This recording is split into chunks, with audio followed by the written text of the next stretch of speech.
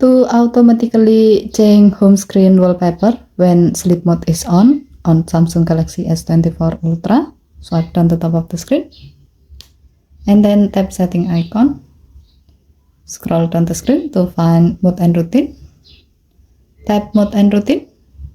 While you are in the mode section, tap sleep. Scroll down the screen.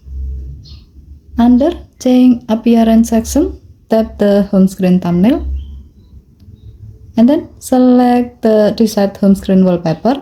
As the example, we will select the dark wallpaper under feature section. Tap the button to save your selection.